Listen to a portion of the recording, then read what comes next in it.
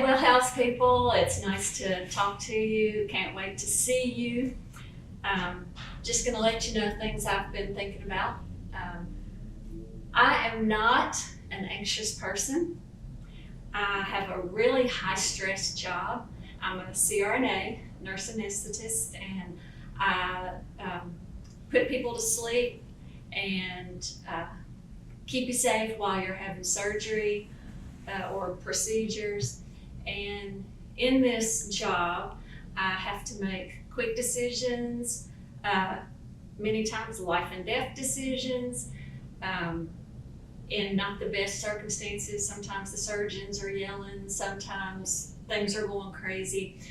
We always expect the best but prepare for the worst. And even when things are going very smoothly in your surgery, something could go wrong at any second. So I live at this high stress level, and I love it. I love my job. I love it. That's all I can say is I love it. So I'm used to the stress.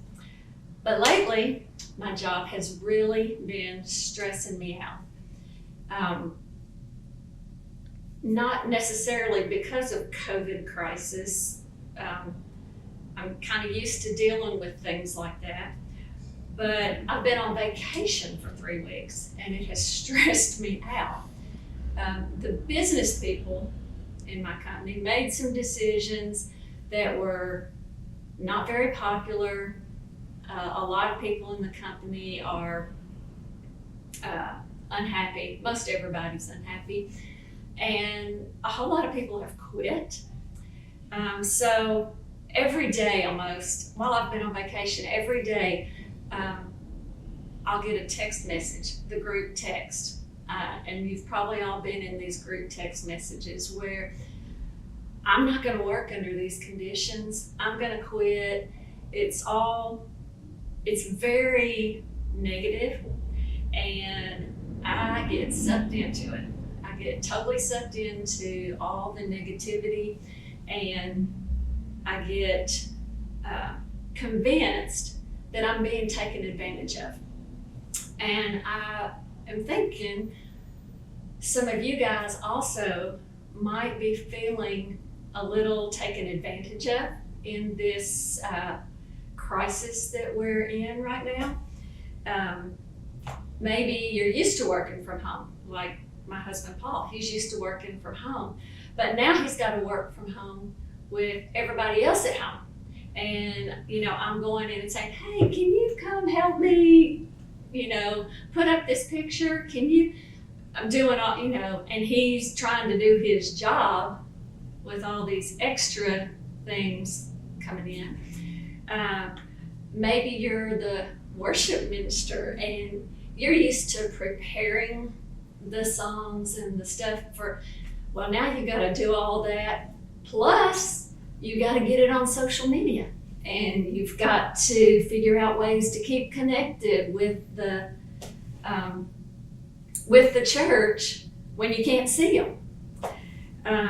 Maybe you are now homeschooling your kids, and you don't have an education degree, so you weren't expecting to do this. You are having to do more for less. Maybe you're a teacher, and you're trying to teach kids online. My sister is a teacher, and she told me, she said, if we don't go back to school next year, if we have to do it online, I'm quitting. I can't do it. It's too hard. I just can't do it. Also, I was thinking maybe you're a college student or another student, and you're trying to do your schoolwork and your job, your whatever work you do, keep your grades up, but now you're also at home with your parents. And like if you're my kids, you have to keep your grades up, keep your jobs going, but you also got to help me paint the house, and you've got to, we moved in this last month, so you've got to do all this manual labor of moving here, and you're not getting anything extra for that. It's all everybody, a lot of people I think, are feeling taken advantage of. And I have to really fight that feeling of being taken. But I've got a sword to fight with. And I had a couple of scriptures, but the one that I've landed on that I want to read, and I'm going to read it in two different versions. It's Luke 6:31 through 36. First, I'm going to read it in the New American Standard Version. Treat others the same way you want them to treat you. If you love those who love you, what credit is that to you? For even sinners love those who love them. If you do good to those who do good to you, what credit is that to you? For even sinners do the same. If you lend to those that lend to you, if you lend to those from whom you expect to receive, what credit is that to you? Even sinners lend to sinners in order to receive back the same amount. But love your enemies and do good and lend, expecting nothing in return. And your reward will be great, and you will be the sons of the Most High, for he himself is kind to ungrateful and evil men. Be merciful just as your Father is merciful.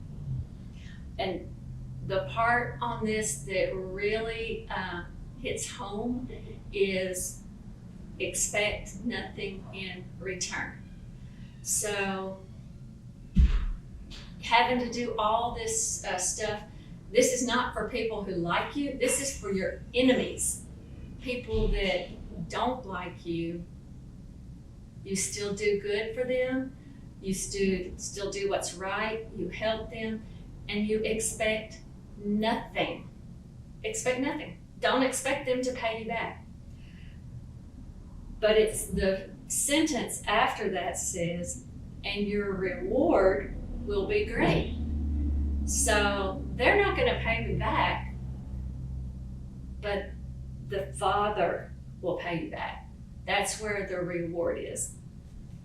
So I want to also read this same verse from the Message, which is, I just like the way Eugene Peterson paraphrases the Bible. So this says, here is a simple rule of thumb for behavior. Ask yourself what you want people to do for you, and then grab the initiative and do it for them. If you only love the lovable, do you expect a pat on the back? Run-of-the-mill sinners do that. If you only help those who help you, do you expect a medal? Garden variety sinners do that. If you only give for what you hope to get out of it, do you think that's charity? The stingiest of pawnbrokers does that. I tell you, love your enemies, help and give without expecting a return. You'll never, I promise, regret it. Live out this God-created identity the way our Father lives toward us, generously and graciously, even when we are at our worst. Our Father is kind. You be kind.